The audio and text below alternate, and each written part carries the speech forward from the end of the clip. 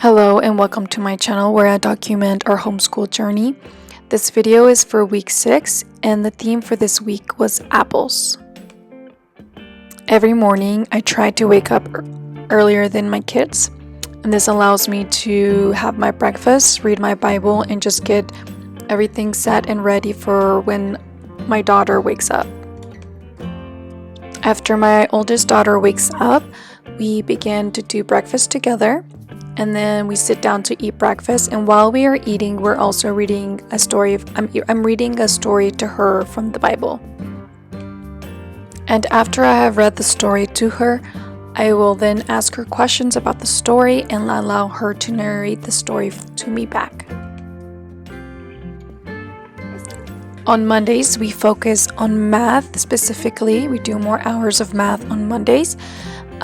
So this week what we did, we focused on the order of events of the cycle of an apple. What I did first is we read some books on the cycle of the apple, and then I went over to the board and we reviewed it really quickly.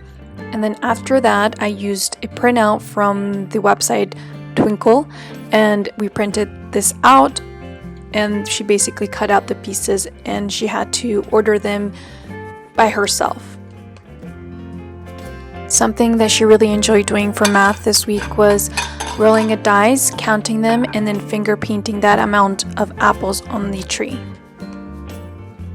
I have really been focusing on her counting skills because before going into writing numbers and going into adding numbers, because I noticed that she's having trouble counting as she goes. So what she does, or what she did more often, was she would put dots and then she would count to see if she had the right amount of numbers instead of counting as she put the dots.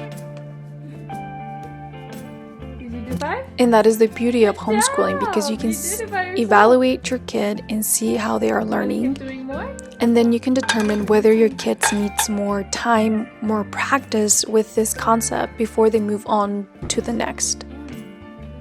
Otherwise, if kids are forced to move on to the next thing to keep up with the curriculum, then this will create gaps in their education, and then it will eventually affect their learning in the future. On Tuesdays, we focus heavily in literature, so I introduce a new topic every Tuesday on literature. And before we got started, we started off a little warm-up with this game where we try to find the pairs of the upper and lower cases. Here we are only using the letters that we have been working on so far in the last 5 weeks, and I'll put the list of those letters in the description area. And then we also started this week to put 2 letters together to read that word. I'm using this free printout from another YouTuber, and I will put her account in the description area if you want to go check her out, her educational videos and all the free printouts that she has available. We also did the same thing when we went outside to go on the trampoline, and basically she just sounds out the first letter and then the second letter, and then she jumps on it and she says the whole word together.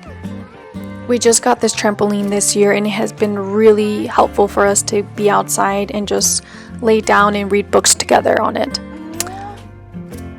On Wednesdays we do art, and so we focused on the number 5 and the meaning of number 5, and we just drew and painted things that symbolized 5.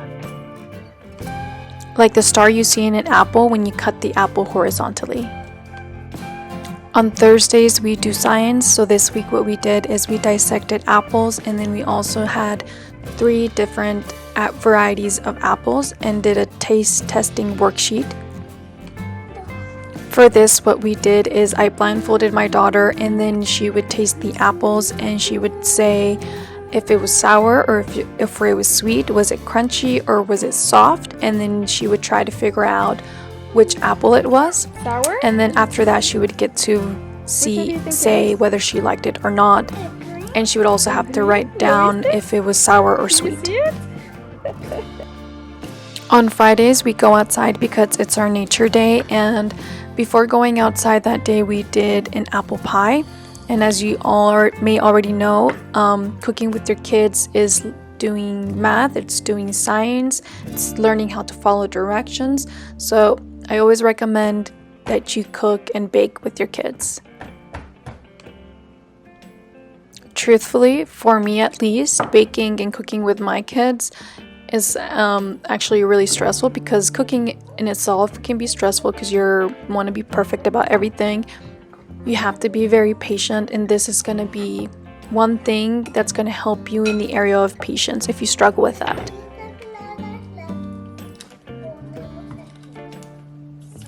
To say the least, I can say that ever since I started homeschooling, I have learned several skills. The weather has been quite chilly these few days, so once the sun was hitting the garden, it was nice to go out there and plant a few fall crops.